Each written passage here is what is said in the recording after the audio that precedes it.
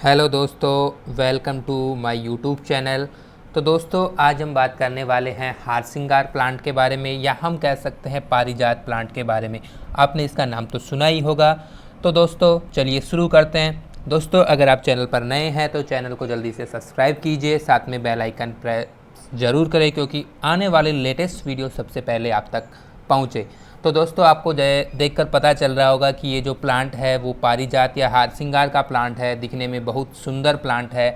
आज हम इसी के बारे में डिटेल से बात करने वाले हैं, इसको किस प्रकार से ग्रो करवाया जा सकता है। तो दोस्तों, मैं आपको बता देना चाहूँगा कि इस प्लांट को हम सीड से जर्मिनेट करवा सकते हैं, यानी सीडलिंग प्लांट, या फिर हम टिश्यू कल्चर से भी इसको प्रोपगेट करवा सकते हैं।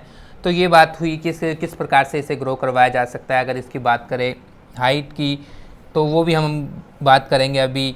तो सबसे पहले हम जैसे आप देख पा रहे हो कि ये जो एक बहुत ही सुंदर और एक अट्रैक्टिव और अमेजिंग जो प्लांट दिख रहा है, वो आपको इमेज में वो कौन सा प्लांट है, हारसिंगार का प्लांट है। बहुत ही सुंदर इसके जो फ्लावर होते हैं बहुत ही सुंदर होते हैं। इस प्लांट के आसपास जाने से यानी माइंड एकदम बिल्कुल ठीक हो जाता है, माइंड जो है बिल्कुल टेंशन फ्री हो जाता है। अगर मैं इसकी बात करूँ बायोलॉजिकल तरीके से, अगर हम इसकी बात करें तो इसका जो प्लांट है, इसका नेम हम हारसिंगार कहते हैं। अगर इसका प्लांट का टाइप बताएं तो ये ट्री होता है, कि वृक्ष बन जाता है। इसकी फैमिली की बात करूँ तो मैं इसकी फैमिली ओलियसी जो फैमिली होगी इसकी, अगर जीनस कौन सा होगा, निक्टेंथीज होगा। अगर स्पीसीज़ की बात करूँ तो ये आर्बोट्राइस्टिस होगा। जैसे कि आप इमेज में देख पा रहे होगे कि ये जो फ्लावर आपको दिख रहे हैं बहुत ही सुंदर और अट्रैक्टिव फ्लावर्स दिख रहे हैं। आपको देखते ही आपका दिमाग भी तरोताज़ा हो गया होगा दोस्तों। तो देख सकते हो, ये हम कह सकते हैं कि ये जो निक्टेंथीस आर्बोट्राइस्टिस है, जो एक शर्ब यानी और एक स्मॉल यानी झाड़ी, या कह सकते हैं हमें इसे एक छोटा वृक्ष कह सकते हैं, जिसकी लंबाई बात करें तो 10 मीटर यानी 33 फीट होती है। इसकी ग्रे बार्क होती है। लीव्स कैसी होंगी, ऑपोजिट होंगी, सिंगल होंगी, यानी 6 से 12 सेंटीमीटर होंगी, लॉन्ग होंगी, 2 से 6.5 सेंटीमीटर ब्रॉड। तो ये तो इसकी जो एंटायर क्या होगा, मार्जिन होगा। अगर फ्लावर्स की बात करें तो फ्रेग्रेंट होंगे, with a 5 to 8 lobed with corolla corolla with orange red centre. They are produce in a cluster of 2-7 together with individual flowers opening at dusk and finishing at dawn. तो ये था इसके बारे में जनरल इंट्रोडक्शन है। अब बात करते हैं कि इसका क्या महत्व है, ये प्लांट है कहाँ से आया। जैसा कि आपको जो पारिजात के पौधे का महत्व और हम चमत्कार की बात करें तो सबसे पहले देख लेते हैं कि जो जो पारिजात के जो पेड़ को हम हारसिंगार का पेड़ भी कहते हैं, और इससे देखते ये बहुत ही सुंदर और सुगंधित फूल आते हैं इसमें। और यह जो प्लांट है पूरे भारत में पैदा होता है। इसमें संस्कृत में की बात करें तो इसे क्या कहेंगे, पारिजात या शेफालिका कहते हैं, जबकि हिंदी में इसे क्या कहेंगे, हारसिंगार, परजा, पारिजात कहते हैं। अगर मराठी में कहें तो मराठी में किस नाम से जाना जाता है, ये पारिजातक नाम से जाना जाता है। अगर गुजराती में बात करूँ तो मैं इसे हरशंगार के नाम से जाना जाता है। अगर बंगाली की बात करूँ तो ये शेफालिका या शिवली के नाम से जाना था। अगर इसी तरह से अगर हम तेलुगु की बात करें तो तेलुगु में भाई इस प्लांट को यानी पारिजात को किस नाम से जाना जाएगा, उसे पारिजातुम नाम से जाना जाएगा, पगड़मल्ले नाम से जाना जाएगा। अगर तमिल में बात करूँ तो तमिल में हम कहेंगे इसके पवल मल्लिके और मज्जपू नाम कहेंगे। अगर मलयालम में कहूँ मैं इसे तो पारिजात को ही कहेंगे या पविल झिल मल्ली कहेंगे, और कन्नड़ में इसे पारिजात कहेंगे। जबकि उर्दू में इसका अलग ही नाम है, गुल जाफरी कहेंगे, और इंग्लिश में इसे नाइट जास्मिन कहते हैं, यानी नाइट जास्मिन फ्लोरिंग प्लांट भी कहते हैं हम इसे। और लैटिन भाषा में आप जानते ही हो निक्टेंथीस कहेंगे।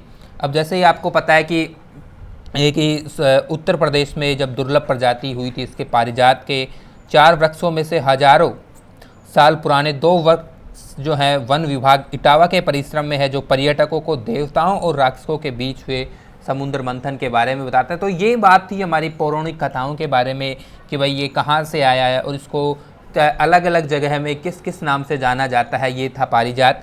अब बात करते हैं कि हमारे जो पौराणिक है उसमें कहा जाता है कि पारिजात वृक्ष की उत्पत्ति समुद्र मंथन हो रहा था उस समय हुई थी, और ये इंद्र ने अपनी वाटिका में इसे लगा दिया था।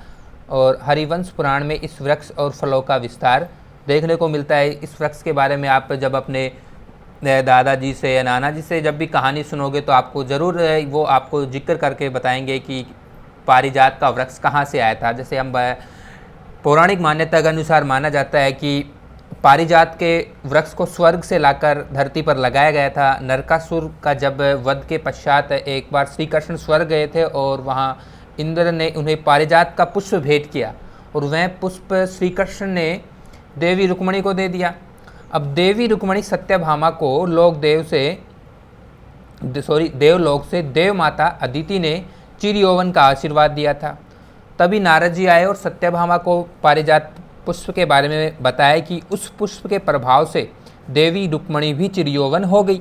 और यह जानकर सत्यभामा क्रोधित हुई और क्रोधित होते ही वो क्या जिद कर लिया और उसने कहा कि श्री कृष्ण से कहा कि पारिजात वृक्ष लाने की जिद करने लगी स्वर्ग से। और फिर बाद में जो श्री कृष्ण जो हैं स्वर्ग में जाते हैं, इंद्र से युद्ध करके उस वृक्ष को फिर वो धरती पर लेकर आते हैं। अब बात करते हैं कि पारिजात के जो फूल होते हैं बहुत ही शुभ माने जाते हैं। तो पारिजात के फूलों को खास तौर पर लक्ष्मी पूजन के लिए भी इस्तेमाल किया जाता है, लेकिन केवल उन्हीं फूलों को इस्तेमाल किया जाता है जो अपने आप पेड़ से टूटकर नीचे गिर जाते हैं। यानी ऐसे नहीं कि पुष्प के वृक्ष आरा से तोड़कर उसे यूज में नहीं लेते, ऐसा माना जाता है। और पारिजात के फूलों की सुगंध आपके जीवन से तनाव हटाकर खुशियाँ ही खुशियाँ भर सकने की ताकत भी रखते हैं। अगर आप मान लो अगर आपको टेंशन हो रही है, अगर आपको दिमागी समस्या है, तो आप पारिजात के वृक्ष आसपास रोज़ सुबह 10-5 मिनट घूमने से आपका दिमाग बिल्कुल फ्रेश हो जाता है। और इसकी सुगंध आपके मस्तिष्क को शांत कर देती है। जब ये जिस आंगन में बताया जाता है कि ये पारिजात का वृक्ष होता है, बहुत ही शुभ माना जाता है। जहाँ पर ये लगा हुआ रहता है उस घर में बहुत ही सुख शांति रहती है। अब बात करते हैं पारिजात के ये अद्भुत फूल सिर्फ रात में ही खिलते हैं और सुबह होते होते वे सब मुरझा जाते हैं। यह फूल जिसके भी घर आंगन में खिलता है वहाँ हमेशा शांति और समृद्धि का ही निवास होता है। पारिजात के यह अद्भुत फूल सिर्फ रात में ही खिलते हैं और वो मुरझा भी जाते हैं। और वे पारिजात के वृक्ष को छूने मात्र से ही व्यक्ति की थकान मिट जाती है। यानी बहुत ही अट्रैक्टिव, अमेजिंग और बहुत ही शुभ प्लांट माना जाता है। मेरा मानना है कि ये प्लांट तो सभी के घर में होना चाहिए। अब बात करें इसका महत्व क्या है, तो हृदय के रोगों के लिए हर श्रृंगार का प्रयोग बेहद लाभकारी है। इस के 15 से 20 फूलों या इसके रस का सेवन करना हृदय रोग से बचाने का असरकार उपाय है, लेकिन यह उपाय किसी आयुर्वेदिक डॉक्टर की सलाह पर ही किया जा सकता है। जैसे इसके फूल, पत्ते और छाल का उपयोग औषधि के रूप में किया जा सकता है। तो ये दोस्तों जो मैंने आज बताया ये मोटा मोटी बातें तो वो किसके बारे में थी, हार श्रृंगार के बारे में थी। यानी हम पारिजात वृक्ष कह सकते हैं। यानी आप सभी को एक घर में ये पौधा लगाना चाहिए, बहुत ही शुभ है। और इसके फूल भी बहुत ही अट्रैक्टिव होते हैं, यानी पूरे गार्डन को ये खुशबूदार कर देते हैं जब इसके जो फ्लोरल होते हैं। और इसमें वर्ष भर इसमें फूल आते रहते हैं। तो दोस्तों अगर आपको वीडियो अच्छा लगा हो तो वीडियो को लाइक ज़रूर कीजिएगा, शेयर कीजिएगा और चैनल को सब्सक्राइब करना मत भूलिएगा। धन्यवाद।